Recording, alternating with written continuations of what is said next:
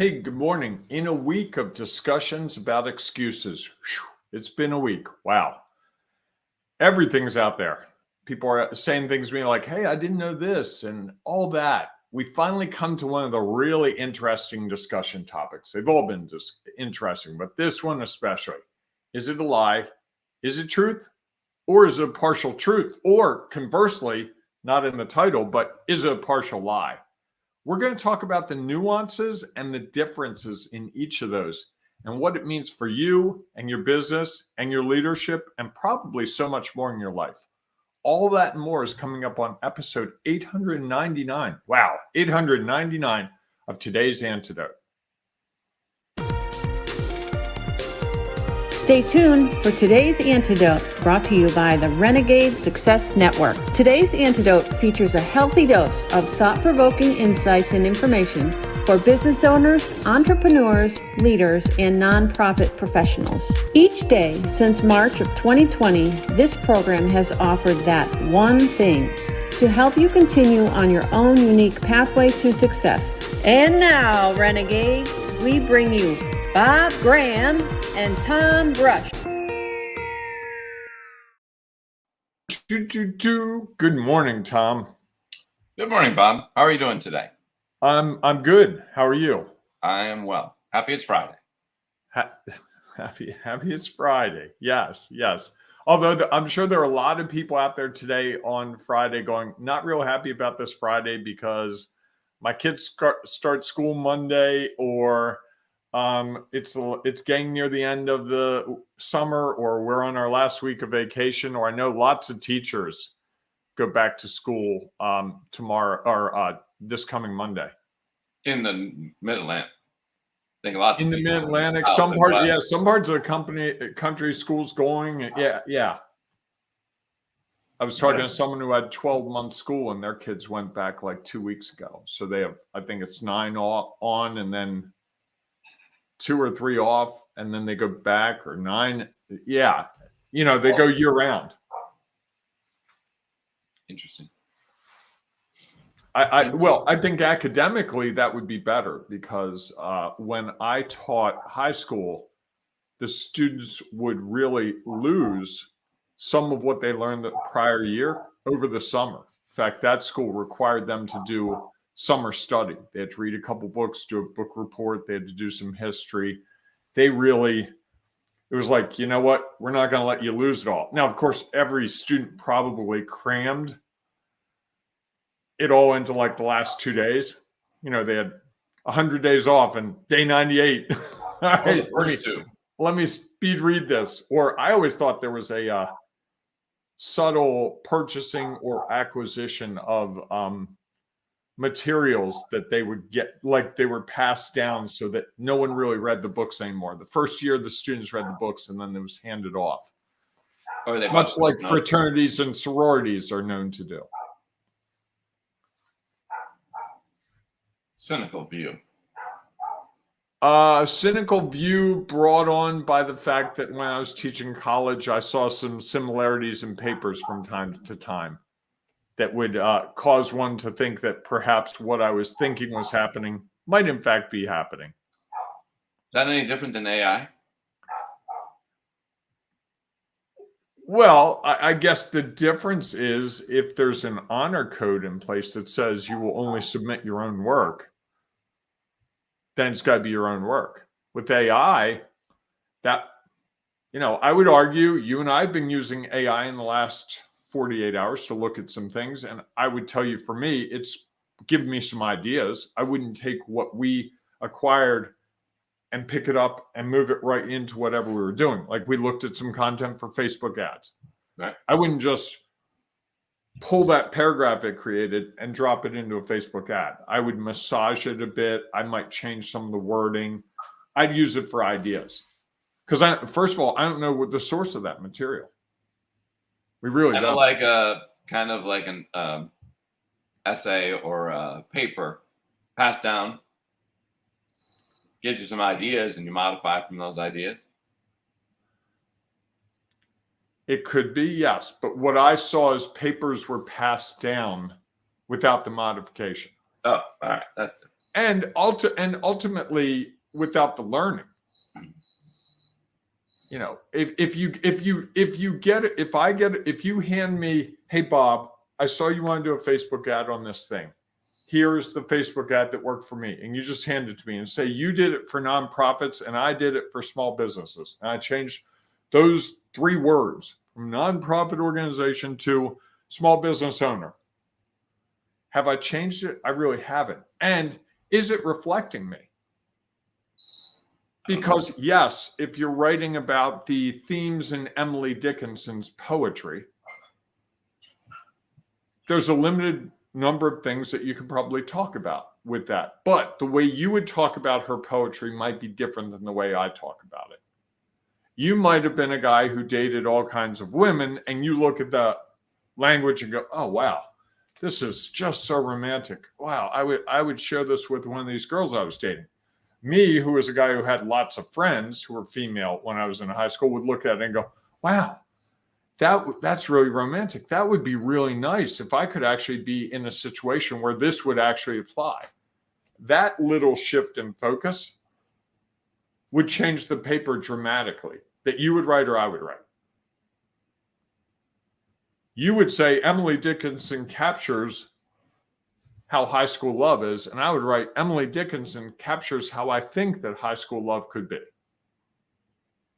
What are you saying about my high school experience? You had a whole bunch of girlfriends. I know you did. They all liked Tommy. Me, I was the person who probably they created the phrase friend zone from. Bob, you're so nice. I really like you, but I would hate to lose our friendship, Bob. Don't even want to tell you how many times I heard that.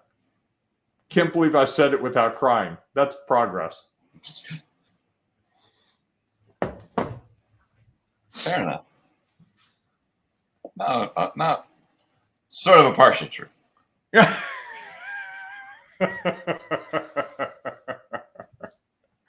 Do we want to dissect that right now? I'm in. No, that's all right. No need. It's not really part of the topic. Not at all. Okay. All right. Well, good morning, everyone, and welcome to today's Antidote, our daily broadcast and podcast. Each morning, Bob and I have a conversation around a topic that we've selected for the week. This week's topic, as Bob mentioned in the opening, is excuses. Today, we're going to talk about, are they lies, truth, or partial lies?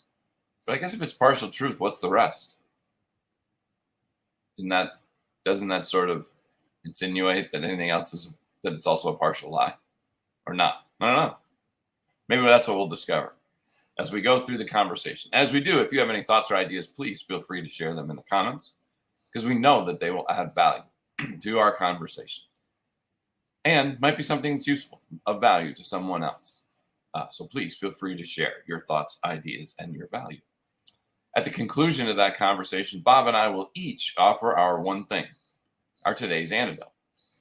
The one thing that we think kind of sums it up and might be the opportunity for someone who's stuck, frustrated, uncertain, really struggling with trying to figure out how to deal with this situation, and helps them figure out how to move forward.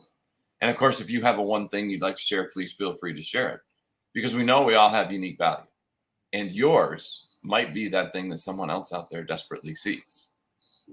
Even though they listen to Bob and I, we don't have the antidote. You might have the antidote they need. So please feel free to share your thoughts and ideas. Before we get to that, though, each morning, Bob and I do our celebrations. And as we do our celebrations, if you'd like to share your celebrations in the comments, please feel free to do that. So, Bob, what are you celebrating today? I'm going to do a little tease as my celebration. You and I have been working this week diligently. After many discussions, we've been working this week diligently, and we're going to shift some things with the show come Monday, when it's actually episode 900. So I think, without going too far into it, I think what we've learned from going through COVID and this program over COVID, we've kind of looked at it and reassessed it, and we're going to tweak it. And I'm real excited for how it's going to shift on Monday. It's not going to be a dramatic shift. We'll still have a topic. We'll still talk through a topic like we have. The witty banter I use witty in air quotes, will still be there. But I think it's going to be a much more actionable program, more consistent with what's going on today in the world that we're in. Because as we've talked over the last couple of months, I think we've really clung to the way we did this program when we started it. And what we're seeing is the needs have shifted a bit, much like the vaccine has shifted. Remember when we were waiting for a vaccine, and then there was a vaccine, and then everyone was not everyone, lots of people were getting the vaccine. And then there were people saying, I'm not going to get the vaccine. And here we are starting another fall shortly. And there are people who are getting the vaccine, people who are not getting the vaccine. That has shifted. The thinking around vaccine has shifted. The ability to create a vaccine has shifted. And so we, like any successful enterprise, whether you're a leader, whether you're a business owner, whether you're an employee, you have to shift with the times. And so we're making some shifts, and I'm excited for them because I think it's going to be interesting in how we portray, how we make the shift. And I'm also excited about next week. We're going to talk about some of those shifts in detail, and something we've come up with that over the last week or two, I've thought about a lot, and it really does apply to almost every situation I find myself in. So way excited about that. Always looking to innovate. You know me, why do the same thing when you can do something different? And I want to jump in, Tom, before your celebration. Kelly says, this week's topic has been really interesting. I've struggled with the difference between realities of life happens and an excuse not to move forward. Thank you, Kelly. Thank you for sharing that. And thank you for all your input over the course of this week. Your comments have been really insightful and really helpful. And I love that you're willing to talk about something here that you've been struggling with, because I think that's one of the things that Tom and I have talked about from day one. When we first started this program, one of our goals was to talk about what we were struggling with as COVID came around. And I think as we talk about the things we struggle with, and I went back and listened to this week's episode and really felt like I shared a lot about some of my struggles in a way that I didn't realize I was. I was like, ooh, oh, wow. maybe not. And you and I also had a very, probably one of our more aggressive in each other's faces discussions about something, because we never do that. And I think there was a struggle going on there about where our roles with each other are. So I've really enjoyed this week. That would be my second celebration. If I could have a second celebration. What?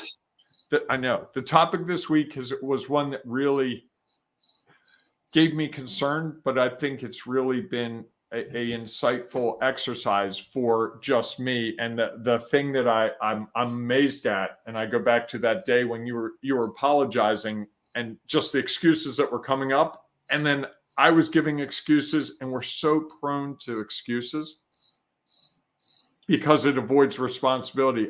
That may be one of the most valuable life lessons that I finally think I got through my head. And when I hear myself giving even myself an excuse, come on, Bob, you were up late last night. You don't really have to do this. I did that last night. I was like, I'm not going to do the program tomorrow morning. I've got to be at the airport really late. I'm just, you know what, Tom can do without. And then I'm like, well, we made this commitment to some things, and I could get up and I could go back to bed. And I heard myself in real time giving all the excuses, and then also saying, nope, that's an excuse. That's an excuse. That's an excuse. What's the reality? The reality is I made a commitment to do this program. We've got some things tied to Monday's start. If Monday's episode was 899, that throws off a lot of what we're trying to do. You know what? Enough excuses. Let's get back at it. So here I am. And that thought process is something I'd never really had before. Okay. There's a lot there. Well, I think there's a lot there because there's a lot that we've talked through. Sure. I think we could do a whole podcast for probably 900 episodes on excuses. I don't think we've scratched the surface. Well, I think it depends on how deep you want to get into a conversation. Could you? Sure. Would it at some point lose its luster? I think so. Because I think you'd either come to something, or in all those episodes, you'd think that you haven't come to anything. Because I think if you talked about the same topic that long, I don't know. I feel like there's a point at which you just have to move on. It's kind of like, how long could you have talked to yourself about what you could or should do this morning? Well, I started that discussion around 7:30 last night, and it concluded about 7:32 East Coast time this morning, only because we're doing the program. If we had delayed the program by 2 hours or skipped it altogether, I would have had that discussion until we did the next program. And I think that's a challenge. To do that conversation for 900 episodes, to me, would mean that we are stuck. And which I guess makes a good reason for why we're doing some shifting leading into Monday. I think that's the opportunity. Again, sometimes if there's value and people were continuing to have a conversation, I think if we talked about excuses for 900 episodes, people would be over it. So I just think that's part of the challenge, right? Is at some point you just have to move on and be like, okay, I made my choice. And this is what's, goes back to a little bit of what's real. Is like, I could sit here and think about this and go over the pros and cons forever until the need for making a decision passed, or you decide. If that was a conversation about Monday and you were thinking about that on Friday and you thought about it all weekend, I would be like, wow, that was a lot of time spent on a single decision. Not end of the world or not type of decision, and missed out on whatever else you could have been doing this weekend or thinking about this weekend. Welcome to being in my head. That explains a lot of what goes on with me. Even after the action's been taken. And so there's the beforehand, what are the excuses? Then there's the, okay, I'm going to this event, I'm not going to this event. And then there's afterwards, I think that's when I make a different set of excuses. Because it's like I feel bad about the decision I made. But usually when I feel bad about the decision I make, it's not about me. It's about my effect on that person. So if I had said to you, Tom, I'm up real late, I don't want to do the program this morning, I would have worried about how you would react to that. So then, you know what I would have done? The excuse I would have given myself is, well, you know what? I'm just getting even because the other day, Tom didn't even tell me they wasn't going to be at that meeting. Even though that's over and in the past, not an issue in any way, shape, or form, that would be what I would go to. And I see us doing that as humans all the time. It's like, well, this isn't as bad as that time. I was going 74 miles an hour last night to get home because it was late and there were very few people on the road. That's not as bad as when I was going 84 that one time. I went through that red light because there were no cars anywhere around. It's late in the evening. Well, it's not as bad as the time that I went through the intersection. The guy blew through at 5:30 in the afternoon. It's just, I'm not sure if it's excuses as much as justification. So we make a decision. We think about it, we make a decision, and then it's lie, truth, or partial truth. But really, all that is, I need to justify this to myself. So if I'd skip the program, you know what? I've been there. We've done this 898 times. How many days have I had to change the schedule at the last minute? Maybe 10, maybe 15. That's not as bad as Tom. He's done that probably 32 times. Not that I have a number, but that's what would go through my head. Well, it's interesting. I wonder, as you were saying that, I wonder if the justification is the beginning or at the end. I think the end is judgment. Okay. I'm also wondering if excuses aren't just judgment at the same time. Is that it is us judging and trying to decide what are the results that best suit me initially, and then what's the result of that, and then judging that as well. Or I'd go a step further, that it's justification to ourselves that we made a decision that is, I know you're not going to like this word, but right. The lies I tell myself, the lies I tell people around, or the excuses I give, whichever you want to call it, are always to protect me.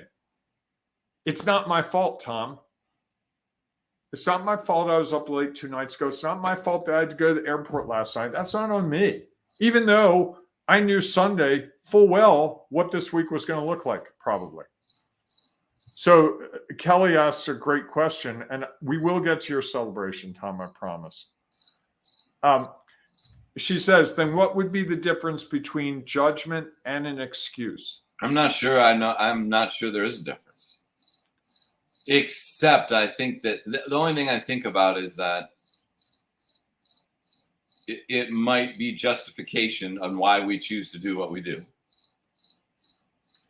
And how we protect ourselves with that decision, right? To me, because the excuse part, the judgment part, the justification part is all about me proving I made the right decision. When I say, oh, well, Tom's done this 33 times, I don't have a number. I'm pulling a number out of the air. And I've only done this 17 times. That's me saying I'm better than you. I'm protecting my perception of myself. And if you were to say to me, Bob, I can't believe you did that Friday morning.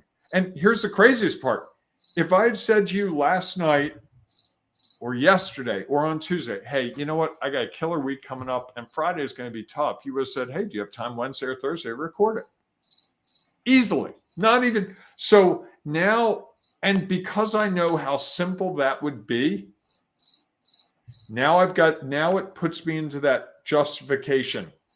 Just like the other day when I said, hey, you know what? You could have told me before 11:30. And I saw the aha moment in your head, like, that really wasn't asking a whole lot. Now we've got to have the excuse because I've let you down.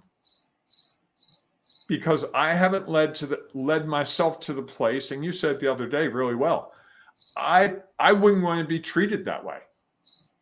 It's the same thing. And I think when we treat other people the way we don't want to be treated, we have to come to the justification, the judgment, the lie, the excuse, whatever you want to call it, because otherwise we have to admit, you know what, Tom, I kind of didn't treat you very well. And that and I'm worried at a real deep level that that's going to affect our friendship. And I think we do it with our clients. Like, you know, boy, I skipped that 4:00 Friday meeting. And I told them that I was sick, but really I just wanted to get out on the golf course and play 18 holes. And I knew dusk was coming. So I told a little white lie to my client. And now I've already justified it in my head and I'm already expecting their negative response. Oh, really, Bob? You're going to skip a 4:00 meeting? Even though 9, and I've never done that to go play golf, but 9 times out of 10, I think my client would be like, you know what, Bob, whenever I call you, you're there. If you want to go play golf this Friday afternoon, hey, you know what? I think that's a great idea. You work really hard, go play golf. We can do this Monday, or we could schedule a time on Saturday, or I just need 30 seconds. Can you talk to me driving out to the golf course? Oh, yeah, that'd be fine. We go through this scenario in our head and create this reality that it's like a bubble around us to avoid the fact that all I need to do is, Tom, hey, you know what? Friday's kind of really inconvenient for me. How can we work together to solve this situation that I have? But I don't want to admit that to you, because if I say that to you, now I look weaker. I'm not honoring the commitment. We're going to do the show every morning at 7-ish. Now I'm saying, hey, you know what? I made that commitment to you, and now I'm going to let go of it. And I think we do it in business, and I think we set up the worst case in our head, and then we play it out so that we don't get the effect. Just like I know full well there's very few days that if I called you at the last minute and said, Tom, I just don't feel like doing it this morning. I've got whatever. I just don't feel like doing it. You'd be like, okay, I get it. I have days like that too. But conversely, we also both get up and do this because we made that commitment to each other. And I know the first 100 episodes, we were playing a little cat and mouse game. Like, is he really going to be there this morning? Is he going to? And yeah, he was there every day, and I was there every day. Now, after 800 some odd episodes, there's a little loosening of that. Like, we can excuse it more easily than we did in the beginning. Well, and I wonder if, as we think about this topic, if our excuses don't eventually become the truth. In our head, absolutely. Tom missed 33 episodes. I've only missed 17. I'm better than Tom. My head isn't going back and looking at all 899 days. I didn't start a calendar to track that. And whether it's 33 or 300 or 3, I have no idea. But in my head, honestly, Tom, I believe I've caused us to miss fewer episodes than you. I have no actual proof of that whatsoever, but I will rest easy. If you went back and came back to me and said, I went back and I looked, I kept a calendar on all this. You're at 31 and I'm at 30. That would be so incredibly jarring to me. Because what that would say is, in my pea-sized brain that wants to be right about everything in the world, that would be that I'm wrong. And you know what I'd do? I'd go out of my way and be like, come on, Tom, miss it. All right, high score. And here's how bad it is. Remember when we talked about Wordle and you said you were at like 99%? I said, I can't believe that. I'm at 87%. And because I played, 287 games, it's like a baseball average at the end of the season. It's really hard to affect it more than a point or two over a week.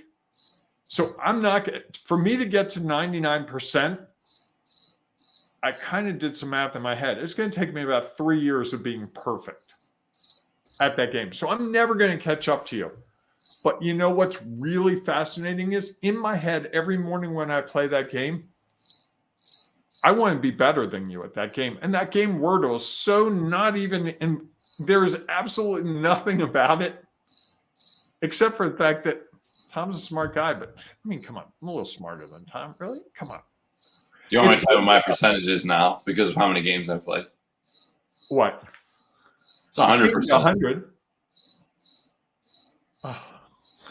I missed it once. Only once. So here's the thing. I've got to excuse the fact because you're not a word guy. That's not your career. I'm a word guy. I've been a journalist. I've taught writing. That's a perspective. Absolutely. But every morning that pops into my head and I have to justify it to myself that I'm not better than you at that. I've literally every morning it's like, well, Tom probably knows more words because he went to a school that really focused on vocabulary, and I was really focused more on the craft of writing. So Tom could probably pick the words. It fits him, but if it were a sentence game, I would beat him. I'm telling you, I've been through these excuses but think about how powerful our brain is that something as innocuous as Wordle. There's never going to be a time when someone's going to come up to you and me together and be like, hey, guys, who's better at Wordle? They might now that you brought this out into the open. And guess what? It would really eat at me. And remember the time we went to a networking event and someone made an assumption about how we showed up there? Yes. And it really upset me. And driving home, I had to convince myself of why that happened. Like legitimately had to work through that to protect my head because and it doesn't matter what it is, it was really something rather funny. but I had to justify that in my head. And I think this excuse game goes on in our heads far more out than out in the open. I think it's because we're so focused on the judgment piece of it. No, I think it's a step further. I think we're focused on protecting ourselves from being the person we know we really are. How could I not be smarter than Tom? Really? I mean, come on. I've been a writer. This game's about writing. This game is about words. If I admit that, hey, you know what? I'm not the smartest guy when it comes to words. He's got better vocabulary than me. Then it becomes, well, geez, you know, and I look for evidence to support my argument, which is if there's a typo in something you write, a little piece of me goes, how is he able to do Wordle really well? I wonder if someone else is doing that for him. Maybe I've never looked at his scores. Maybe he's not telling me the truth. I know, but here's the thing. I'm not. This doesn't matter at all. Except this is what goes through my head about something as silly as Wordle. So how much could go through my head if I lead a meeting and it doesn't go the way I expected, and there are 5 people in the room that watch me not do it really well, and they're going, it's a Friday meeting. Who cares? I just want to go home and have a weekend. But in my head, I'm going, I totally tanked that meeting. So when all 5 of those people come into my office for a question, hey, you know, that meeting really went, you know, you guys weren't on your game today. Or you would say I was up really late. That's why the meeting wasn't as good as I thought. Right. Whatever the excuse is, or, you know, I felt like the energy was off in the room today. Was there something going on?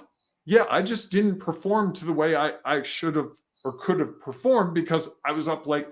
Justification. Judgment. Correct. And I think it's interesting. I think one of the things that I think has been helpful for me over this last probably 3 years is this idea that I'm unique.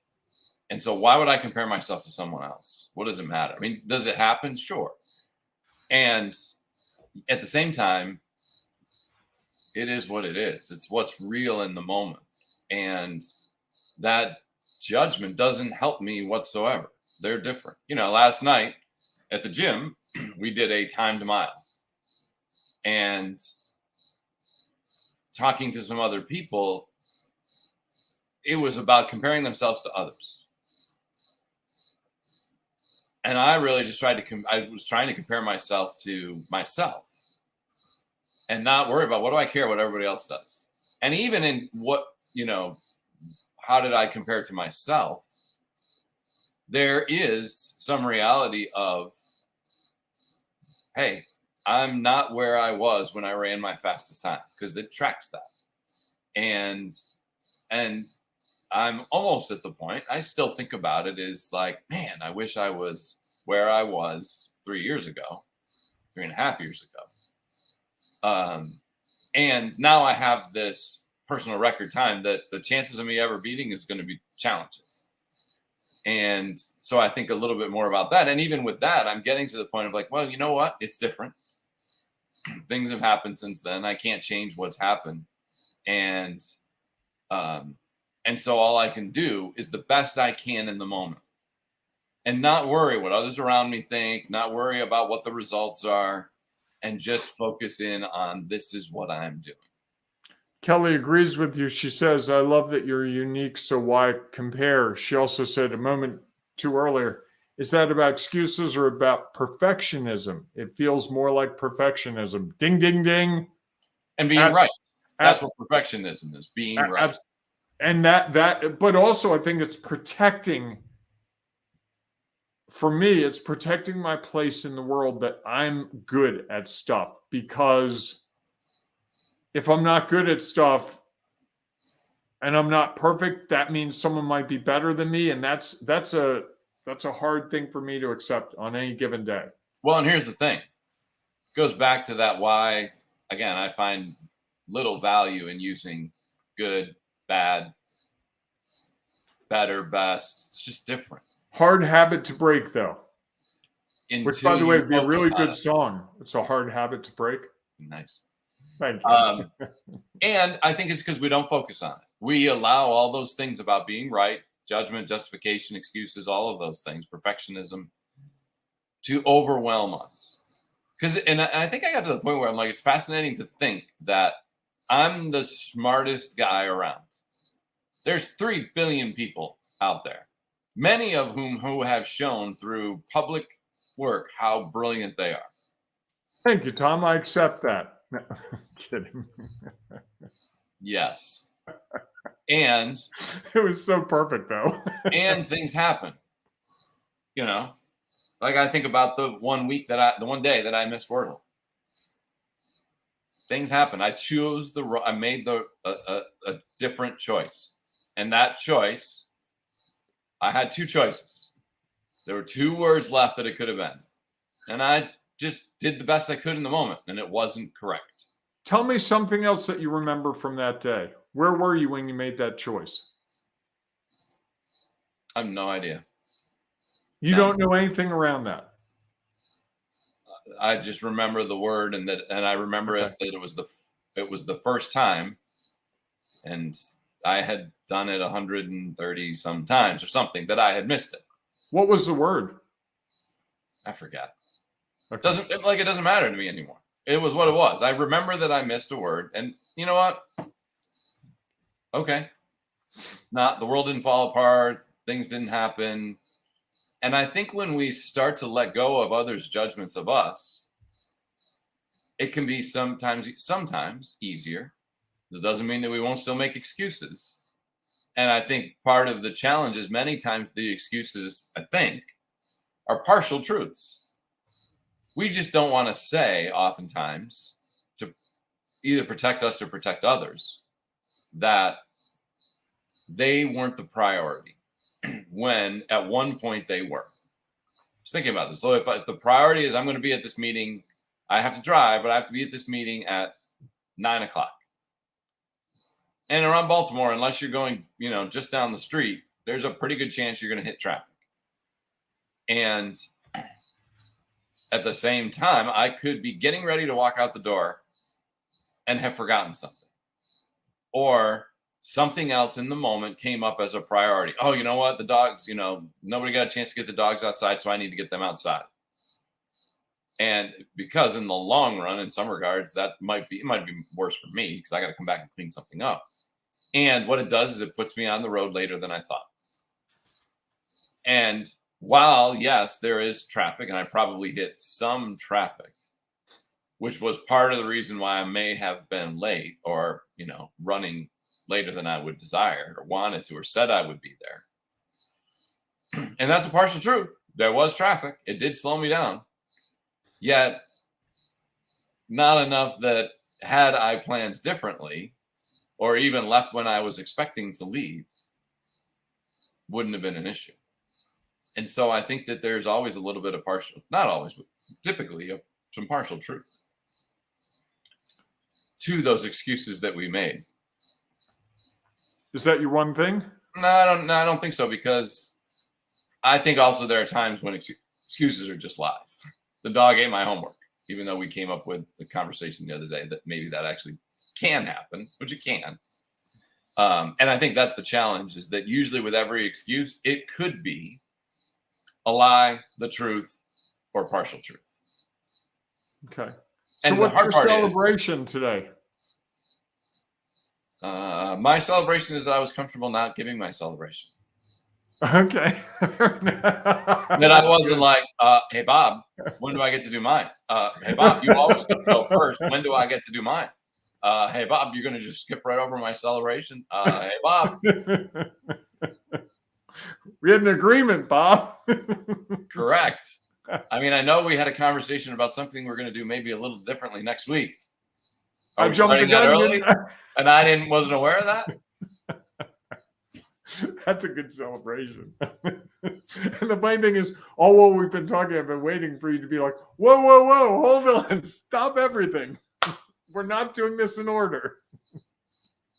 Doesn't have to be. There's no such thing as perfect. That was what was real in the moment. Kelly made a wonderful comment. Was helpful to share, had value to share at the time. And I was like, okay, that's what it is. I'm not going to judge it. I'm not going to think, or I could make an excuse. Tom, come on. We do this 898 times. It's nice to have a change of pace, blah, blah, blah. And I had the excuse ready to go. I was waiting.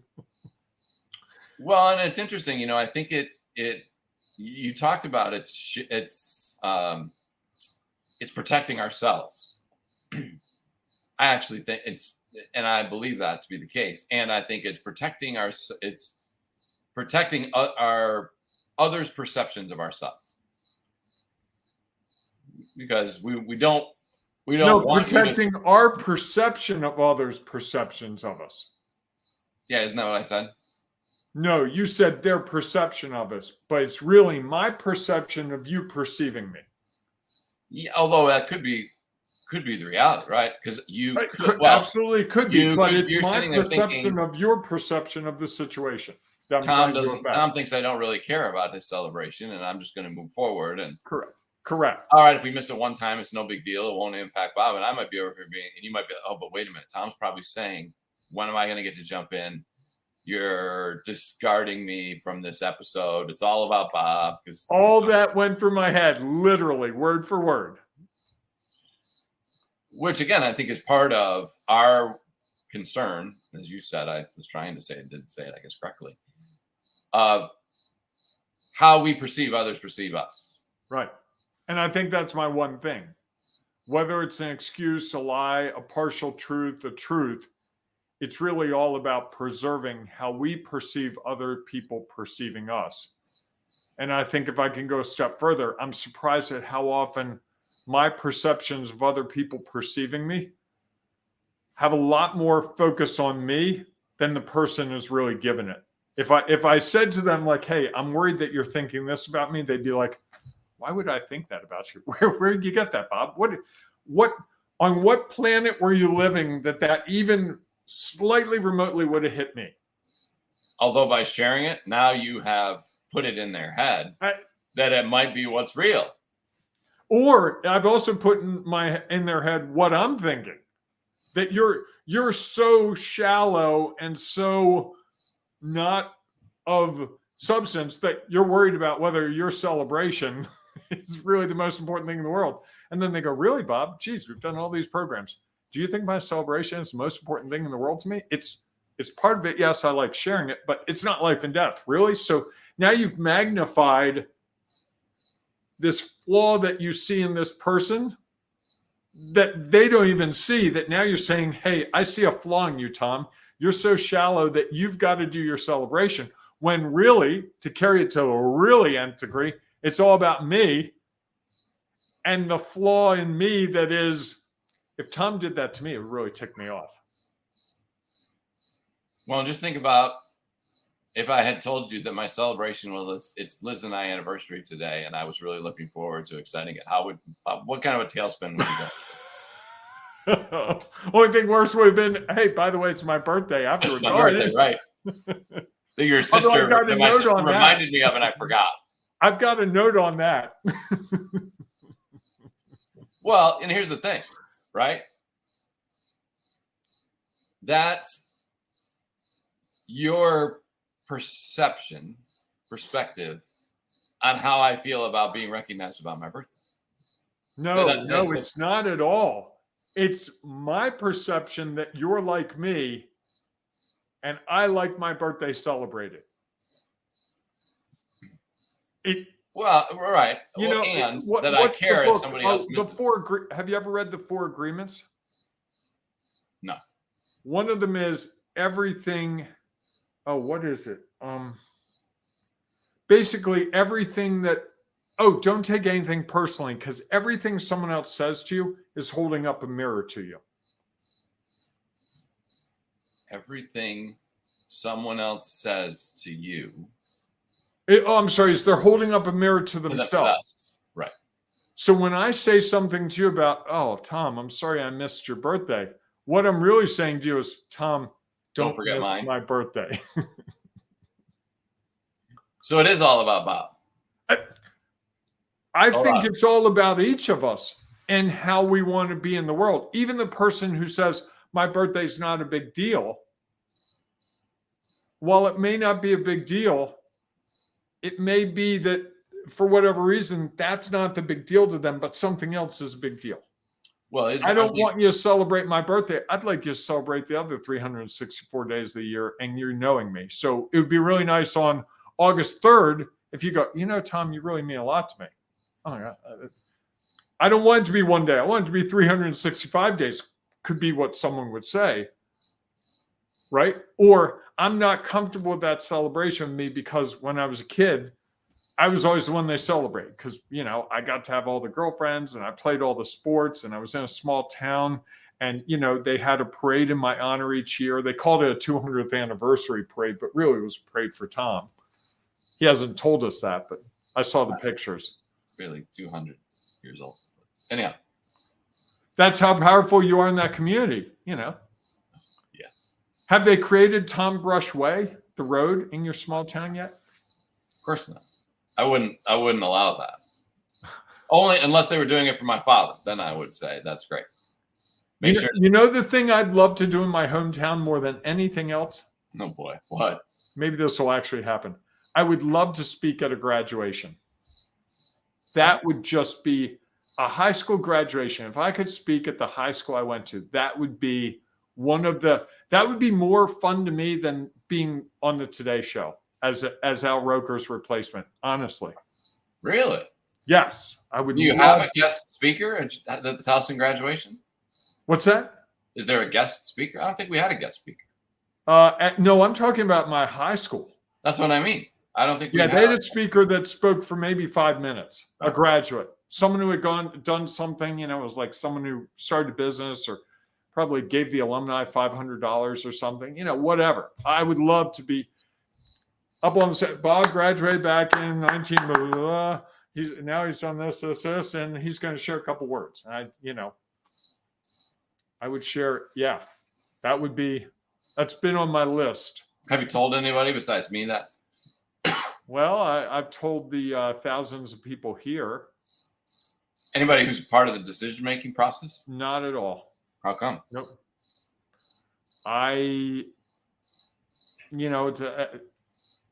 Because it's one of those things that really means something to me, and I think it would be pain. I can tell myself the lie that they don't know about me now, but if I make myself aware of them and they go, you're not really the caliber we're looking for. We're looking for like a real person who's done real stuff. That would be shattering to me. Haven't you done real stuff? I've done lots of real stuff. And are you a real person? I guess that's a question. You might be an alien. I've wondered that sometimes. I'm actually AI. You're just an image. They work through AI with me. I'm the test case. This program's all an experiment that's gone horribly wrong at times. Or it's just what's real. And I would love to catapult speaking at that high school graduation to speaking at the college where I've attended at their graduation. That would be so much fun. Okay. All right. So what's Dan saying here? Odie Alley, who's Odie? Is that where your road would be? That's what his nickname was in high school. Okay. You remember I think it was the dog from a comic. I can't remember which one. It was Odie was like the name of the. Not Garfield. Yes, I think it was Garfield. Okay. I think so. So that was his nickname, and so it's Odie Alley. I like it. Alleyway. Thank you, Dan. Thank you for your contribution. So anyhow, all right, everyone. Thanks so much. Did you share your one thing? You did, right? I did way back. Okay. It's been almost an hour. I know it's hard to remember. All right, everybody. Thanks so much for being with us. If you have your one thing you'd like to share about excuses, they're lies, truth, partial truth, judgments, justifications, all of those things that we talked about, or something completely unique, we would love for you to share them in the comments. Thanks, Kelly, for your comments, and Dan for your input at the end. We appreciate that. always welcome comments. And if you happen to be listening to the podcast and now are questioning all of your choices in life, please, but you still would like to share that comment, please feel free to go to our Facebook group, Sculpt Your Business, where you can share your thoughts and ideas there and benefit from the value that others are sharing within that group. And we look forward to seeing you inside of that group. If not, we will see you Monday morning, 7 a.m.-ish Eastern time. But you're not going to want to miss this, I think. It's going to be an interesting episode 900. Episode 900. That a week ago when I asked Bob, hey, should we do anything fun and exciting for episode 900? Nah, just to keep it like another episode. Changed over a week. It's funny what happens when we stop making excuses and we make other decisions and can move forward. Anyhow, we look forward to seeing you then. If not, we'll see you inside of the Facebook group. Hey, guess what, folks? This is the chance for you to think about how you're going to proceed through the day and the weekend. I would encourage you to embrace the renegading you. It's so worth it. Try it out. See what you think. Come back Monday. Tell us during episode 900 what changed, what was different because you embraced the renegading you. The renegade in me is going to try to hit some golf balls this weekend. Haven't done that all year. Yeah, me neither. Sounds like fun. All right, everyone. We can do it together. Maybe. Okay. There you go. All right, everyone. Go out and enjoy your day. We will see you soon.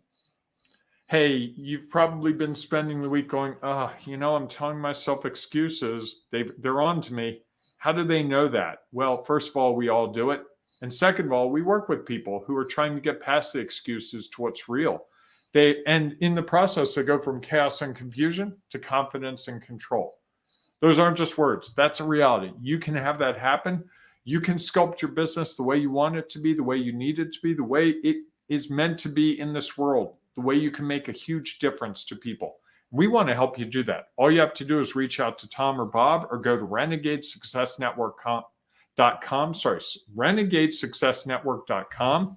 Little chaos and confusion there. And now I've got confidence and control. renegadesuccessnetwork.com. You will thank yourself for that as much as you thank yourself for being a renegade. We'll see you there.